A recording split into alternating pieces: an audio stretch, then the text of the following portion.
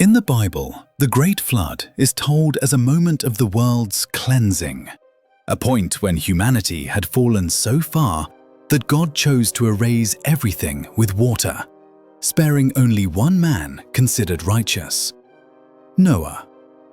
He is warned in advance, given instructions to build a vessel large enough to carry his family, along with 2 of every kind of animal, so life can continue.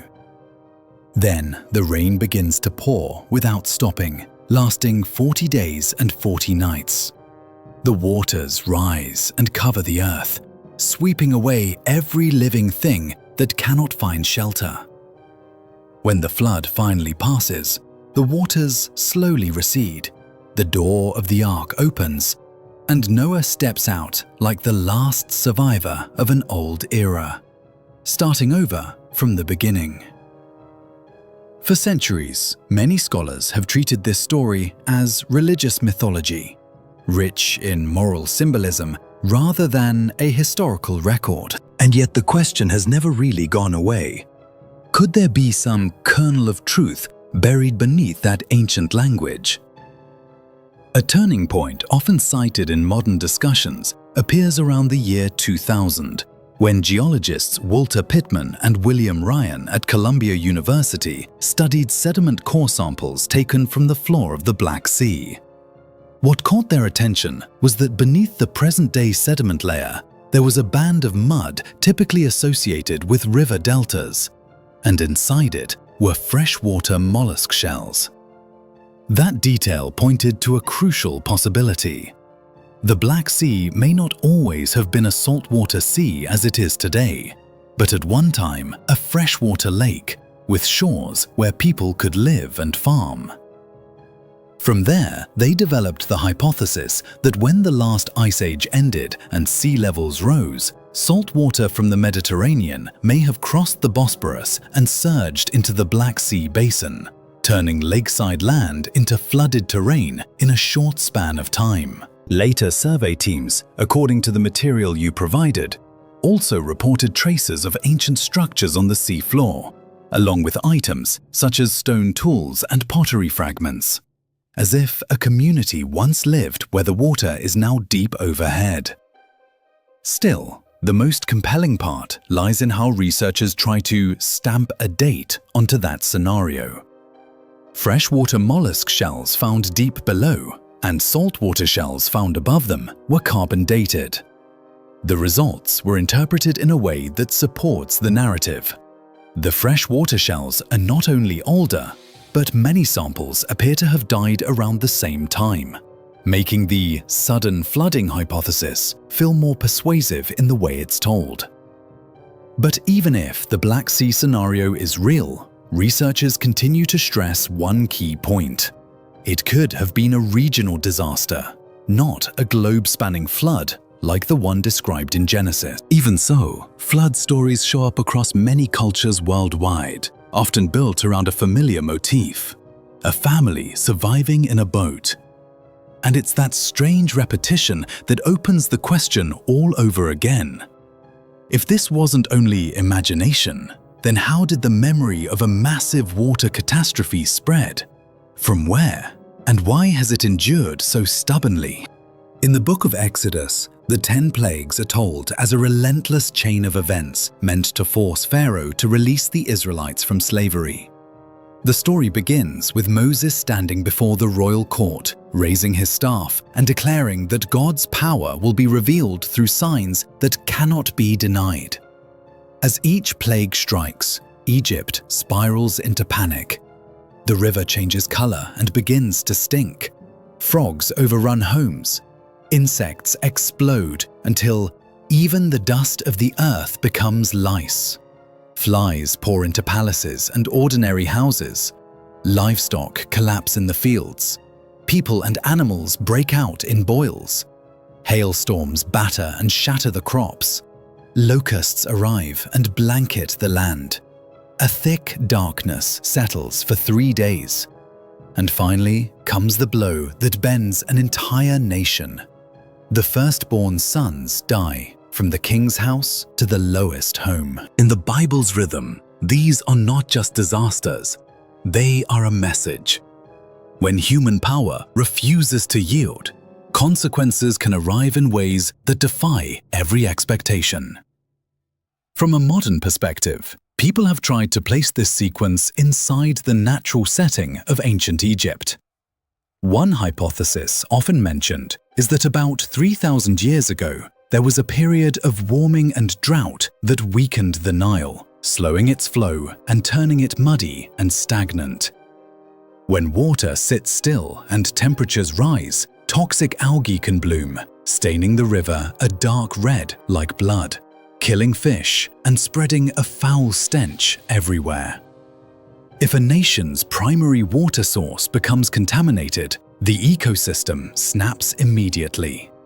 Frogs, which depend on the water, are forced out of the river and onto land, only to die in massive numbers once they lose their habitat. And when the frog population collapses, the insects that frogs normally keep in check surge upward, bringing lice, flies, and infectious disease with them. Insects don't just torment people, they also act as carriers of pathogens to livestock, turning open fields into breeding grounds for outbreaks. The sores and boils are explained as the result of bites, infection, or exposure to polluted food supplies under brutal conditions. The final plagues make the story feel even more current to science. Hailstorms, locusts, and 3 days of darkness are linked to extreme weather swings, and some hypotheses even point to ash and debris from the Santorini eruption as something that could have darkened skies and triggered widespread climate anomalies. The 10th plague, the death of the firstborn, is often interpreted as grain contaminated by fungal toxins after a stretch of dampness and scarcity, making those who ate first and ate more vulnerable. Of course, there isn't one single explanation that can be stamped onto the entire story. But when the links are laid end to end, the picture that emerges is no longer only miracle or myth. It becomes a scenario of ecological and climatic disaster that may have happened, then was recorded in the faith-saturated language of its age. After the 10th plague, the book of Exodus moves into a sequence just as tense. The escape. Pharaoh finally allows the Israelites to leave, but not long afterward, he changes his mind, gathers his elite forces, and rides out with chariots and cavalry to pursue them. The people move forward, caught between hope and terror, until they are driven into what feels like a dead end.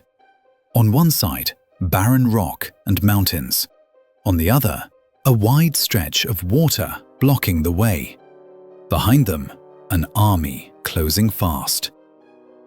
In the moment when every exit seems locked, the Bible describes Moses raising his hand and a powerful east wind blowing all night. The water is pushed back to either side, opening a dry path down the middle. The Israelites cross in the dark, with walls of water standing like barriers beside them. When they reach the far shore, the Egyptian forces charge into the opening, and at that exact moment, the water returns, sweeping away the chariots, the horsemen, and the entire pursuing army. It is a scene that reads as both deliverance and judgment, and that is why it becomes one of the most famous passages in the Bible. For centuries, this story was treated as symbolic because it seems to demand something impossible, splitting a massive body of water with wind alone and holding that corridor open long enough for a large group to pass through. But as science began to examine extreme natural phenomena, one physical mechanism has been mentioned more and more: wind setdown. In principle, if a strong, steady wind blows in one direction for long enough across shallow water, it can shove the water mass to one side, dropping the water level dramatically on the other side, sometimes enough to expose the bottom for a few hours. This isn't a miracle in the sense of breaking physical laws. It is an extreme expression of those laws, possible only when conditions align: terrain, shallowness, and wind strength. From this angle, some modern computer simulations have tried to place the story within the ancient geography of northeastern Egypt, One striking argument is that the Red Sea in today's imagination may not be the location named in the original text.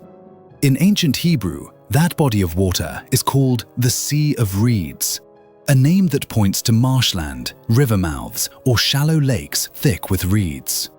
When the text was translated into ancient Greek, this label gradually came to be understood and transmitted as the Red Sea, and later became tradition in many subsequent translations.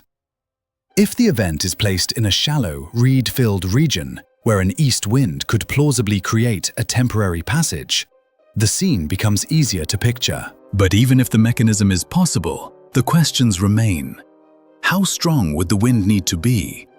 How long would the path last?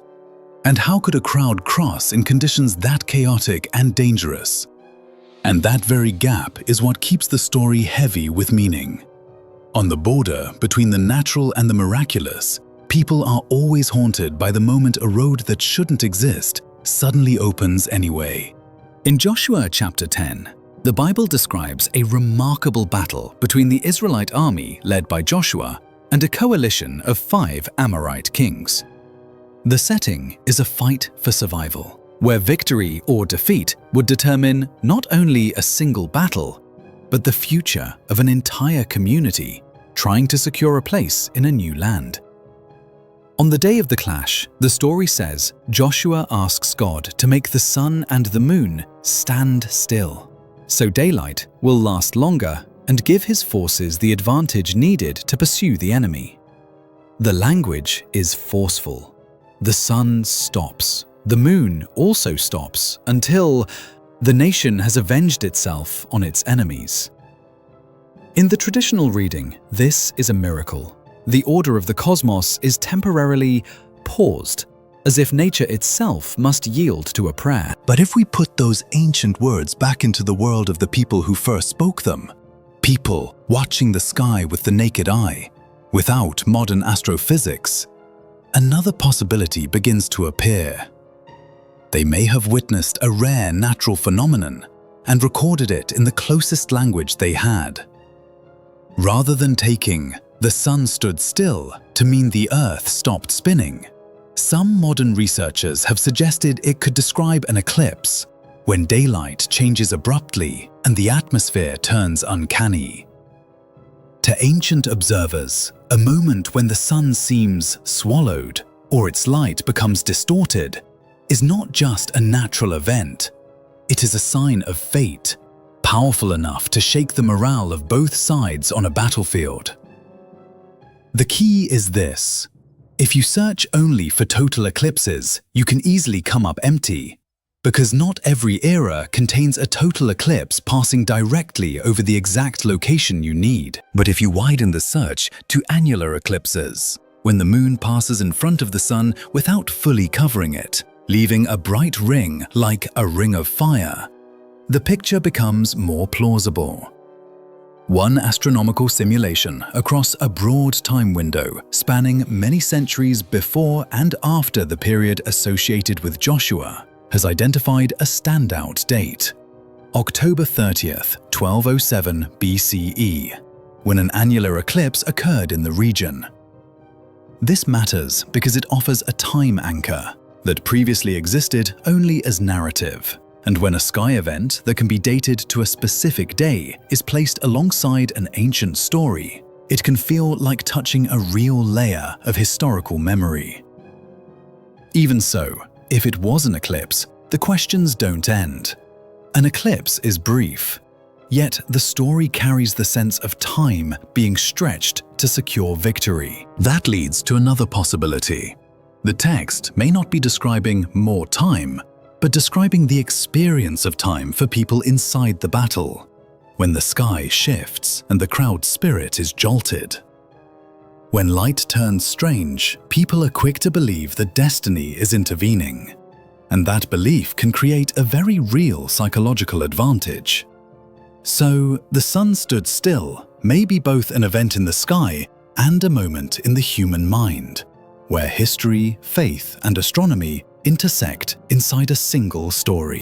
In Genesis chapter 19, Sodom and Gomorrah are presented as two cities that have reached the absolute end of corruption and are therefore destroyed by God. The story carries an unmistakable tone of judgment. God sends two angels, chooses to rescue one man regarded as righteous, Lot, and his family, and then commands them to leave the city without looking back. As they flee, disaster strikes in language meant to haunt the imagination.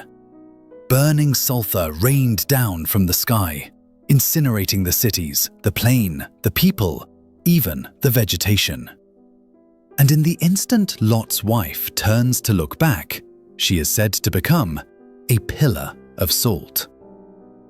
For centuries, this passage has often been read as a moral lesson about sin and consequence, rather than a record of an event that could be tested. But then an archaeological site entered the debate like a live ember, suddenly giving the story new heat. That site is Tal el-Hammam, located in the Jordan Valley. In the descriptions preserved in the material you saved, Tal el-Hammam was once a major city of the Bronze Age and, at certain points, is even said to have been many times larger than Jerusalem. Beginning in 2006, excavations there started producing findings that were difficult to ignore.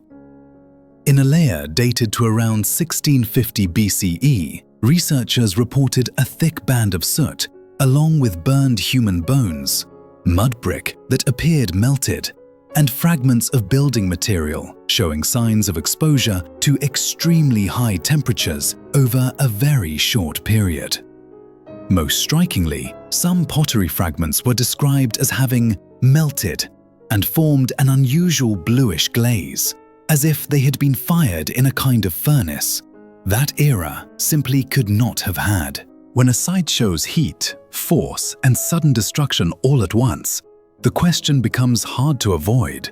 If it wasn't war, and it wasn't an ordinary fire, then what could have been powerful enough to turn a city into hot ash in an instant? A multi-year research effort involving many scientists ultimately led to a headline-grabbing conclusion published in 2021. The catastrophe may have been a cosmic airburst.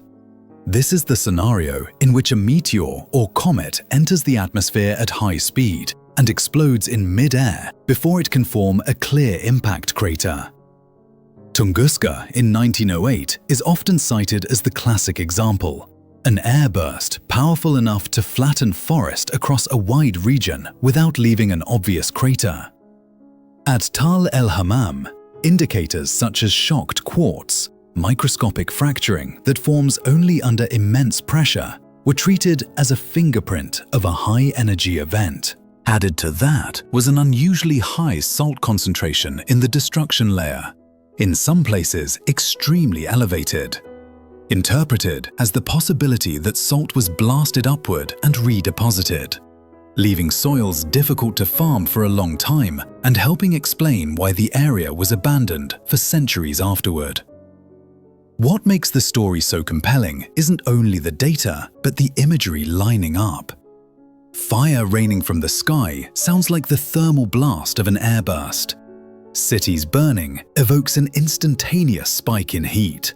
Salt appears as a strange detail in both the biblical description and the archaeological layer. But no matter how strong those parallels feel, the line between connection and proof is always there. A cosmic airburst can explain a real catastrophe. Whether Tal el-Hammam is actually Sodom is a different question, more complex, tied to place names, chronology, and how ancient texts are interpreted. And that is why Sodom and Gomorrah still sit on a threshold, supported enough to make people look again with seriousness, but never enough to fully close a debate that has been burning for thousands of years. After the Great Flood, Genesis chapter 11 says that humanity at that time had one language. They gather, unified around a massive project, to build a city and raise a tower reaching to the heavens in order to make a name for themselves and avoid being scattered. One detail stands out. They do not use stone, but baked brick. Not ordinary mortar, but bitumen as a binding material. In the Bible's telling, this is the moment collective ambition hits its peak. An unity that is powerful and yet dangerous, because it aims at lifting humanity to the level of heaven. But the story turns when heaven intervenes. God confuses their language so they can no longer understand one another, then scatters them across the earth, and the unfinished work is abandoned.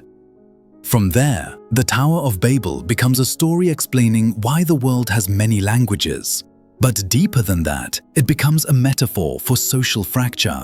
When people lose the ability to communicate, even the grandest plan can collapse simply because there is no longer a shared voice.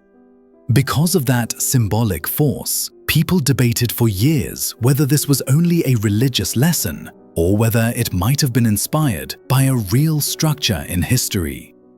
The archaeology of Babylon makes that question harder to dismiss. For a long time, many have linked the Tower of Babel to ziggurats, massive stepped temple towers of Mesopotamia, because their form matches the ancient imagination of a tower that touches the sky. One key piece is often mentioned in connection with 2017, when Professor Andrew George studied a fired clay tablet from ancient Babylon.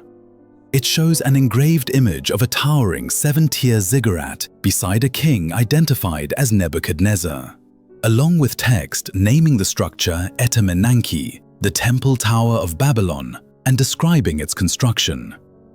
What pulls people in is the way details and tone seem to overlap. The tablet emphasizes building with brick and bitumen, just like the biblical story, then describes raising its top to the heavens, shining like the sun. It also points toward mobilizing labor from distant lands, where workers could speak many languages, creating a very real, multilingual portrait of an empire. And if the Jews lived through the Babylonian exile, they may have seen it, heard about it, or carried the shadow of such a project in memory, then retold it through their own lens. In that sense, the Tower of Babel could be both moral metaphor and a story with a historical spine. A memory of a real tower, reshaped into myth to speak about ambition, power, and the price that comes when people can no longer understand one another.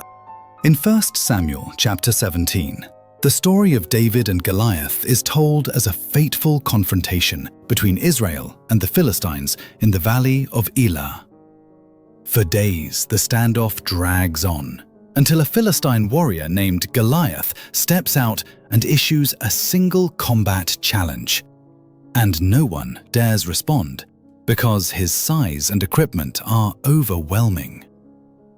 The biblical text is so detailed that the listener can almost see it. A bronze helmet, heavy armor, a massive spear, an iron point, an armored mountain moving on 2 legs. And then, the opponent who appears is a shepherd boy. David. No armor, no sword, only a sling and a few stones. In the decisive instant, David charges, whips the sling, and drives a stone into Goliath's forehead, bringing the giant down. The story becomes a symbol of the small defeating the great, of intelligence and faith outlasting brute strength. And that is why it travels far beyond religion into a universal cultural motif. But precisely because it is so perfect and so symbolic, many scholars once treated it as a parable, designed to elevate the image of a future king. The biggest doubt centered on a basic question. Did King David really exist as a historical figure? If David were only legendary, then the duel with Goliath would look even more like a staged drama. However, an archaeological milestone shifted the mood of the debate. In 1993, a broken stone inscription was discovered in northern Israel, dated to around the late 9th or early 8th century BCE. In the text, an Aramean king boasts of defeating the King of Israel, and mentions the House of David. The stele does not tell what David did, but it carries major weight. The name does not exist only inside religious writing. It appears in an external ancient inscription outside the Bible. Once David gained more historical footing, the question moved to Goliath. For many years, researchers argued that a giant by that name might simply be a literary device. But then, in 2005, archaeologists excavating the ancient city of Gath, identified by the Bible as Goliath's hometown, found a pottery shard bearing a name that can be read as very close to Goliath, dated to around the late 10th or early 9th century BCE. That detail is not a birth certificate for the biblical Goliath, but it shifts the picture. At the very least, the name existed in the right cultural world for the period where the story is set. And once the name aligns, other odd traces at Gath start to look different. One intriguing piece comes from older discoveries, dating back to the 1960s, when a farmer accidentally encountered a cache of ancient weapons and tools near the Gath region, leading archaeologists to unusually large spearheads. At the time, because they were so oversized compared to an average human frame, some even speculated they weren't spearheads at all, but tent pegs. But after the pottery shard with the Goliath-like name surfaced, those oversized spearheads were suddenly re-examined. If they really were spearheads, the person who used them may have needed to be exceptionally large. Then in 2015, researchers also pointed to oversized architectural and fortification traces at Gath, with stone blocks from that period notably larger than those of other phases. Of course, large stones do not automatically prove giants, since they also reflect technique, power, and defensive needs. But when several unusual details cluster in one place, it creates the sense that the story of David and Goliath may not be pure invention. Perhaps there was a real confrontation at its core, later retold and magnified over time until it became a symbol larger than history. A symbol people still repeat today. In Genesis, Adam and Eve are the foundation of the entire human story. Adam is created first, placed in the Garden of Eden, and then Eve appears as his companion, formed from a part of his own body. But when they eat the forbidden fruit, innocence shatters. They are expelled from paradise, and their lives become defined by labor, suffering, and the long work of multiplying into the ancestors of humanity. Read religiously. It is a story about origins, about choice, and about the cost of knowledge. Read through modern science. It collides with a different reality. Humans did not appear suddenly as two fully formed individuals, but are the result of a long evolutionary process, with thousands of generations unfolding and changing gradually until Homo sapiens became what we are today. And for a long time, Adam and Eve were treated as symbols, not history. And yet, genetics unexpectedly introduced a set of concepts that almost forces the comparison. Humans carry mitochondrial DNA, genetic material passed down through the maternal line. Trace that chain far enough back, and scientists arrive at a woman from whom all living people can trace their mitochondrial line, often called mitochondrial Eve. In parallel, the Y chromosome is passed down through the paternal line. Trace that line far enough back, and you reach a man who is the convergence point of the Y line, often called Y chromosomal Adam. The crucial point is that these names are easy to misunderstand. Mitochondrial Eve was not the first woman, and Y chromosomal Adam was not the first man. They are simply individuals whose particular lines of transmission did not break, while other lines disappeared over time because they no longer had descendants to carry them forward. For decades, the common picture was that mitochondrial Eve lived around 200,000 years ago in Africa, while Y chromosomal Adam was estimated to have lived significantly later, meaning they were not contemporaries and certainly not a couple in the biblical sense. But deeper genetic research began to revise those timelines. Around 2013, two independent studies, driven by the discovery of additional DNA variants that had not been recognized before, produced new estimates that narrowed the gap between Adam and Eve substantially, even opening the possibility that they could have lived closer to the same period and within the same region. This is not proof that the biblical story is literally true, but it creates an intriguing overlap. The idea of common ancestors is no longer purely a matter of faith. It becomes something science can argue about with data. From that overlap, an even bolder line of interpretation emerges: the difference between genetic ancestors and genealogical ancestors. You do not inherit DNA from every one of your ancestors, because with each generation, the fraction of DNA you carry from a distant individual shrinks until it can vanish from measurement, even though that person still sits on your family tree.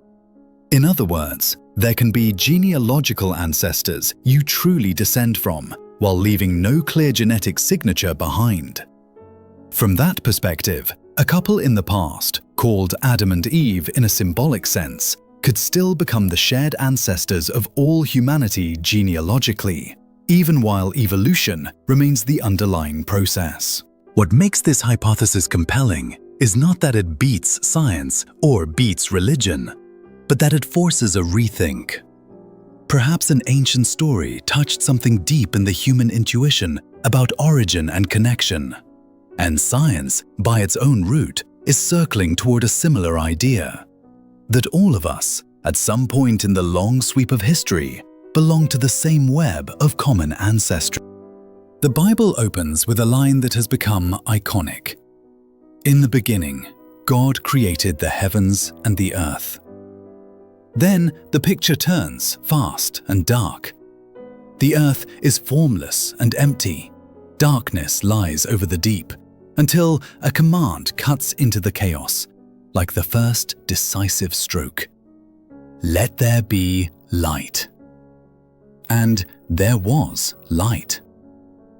For believers, this is the moment of absolute creation, when the universe is drawn out of nothing by divine will. But even for those outside religion, the language carries a strange force. It speaks of a beginning, of a shift from darkness to light, from disorder to order, as if everything once existed without shape before being arranged. Modern science begins its own story with a beginning too. The Big Bang Theory describes the universe as once extremely dense and hot, then passing through a violent expansion that opened space and time as we understand them today. In the common explanation, the universe did not always exist as it is now, but had a starting point from which everything unfolded. And what many people find intriguing is that the Bible also does not describe a universe that always was. It places a clear beginning, and only then moves into formation. That similarity does not mean the two systems are speaking the same language, but it creates a sense of overlap. Both religion and science are trying to tell the story of the first moment, differing in how they explain cause and mechanism. Another detail makes the dialogue even more compelling. The Bible repeatedly uses imagery of the universe being stretched out, like a canopy pulled wide. In science, the expansion of the universe is an observable foundation, and it is still happening. What's striking is that in ancient phrasing, the act of stretching out is sometimes spoken of as completed, and other times as ongoing. Set beside the Big Bang model, people begin to imagine two layers of the same process: an initial opening moment, followed by a long, continuing expansion. Of course, that comparison is interpretive, not proof, but it's enough to make people pause and wonder why ancient texts would land on imagery that points in the right direction, despite being written in an era without telescopes, without modern physics, and without mathematical language to describe the cosmos. And here the story steps into the familiar boundary line of this entire series, the boundary between coincidence and meaning. Some say these are simply poetic images, human intuition put into words by people staring up at the night sky and asking, where did everything begin? Others argue the alignment is too clear to ignore and treat it as a sign of knowledge beyond its time. But whichever side you stand on, one thing remains. Both stories, in their own way, agree on this. The universe is not a static picture. It has a history, it has a beginning, and it has a process. And maybe that truth, more than the argument, is what keeps people haunted. We live inside a moving universe, and the question of the first moment still feels like a door left slightly ajar, open just enough for light to slip through, but never enough for us to see everything on the other side.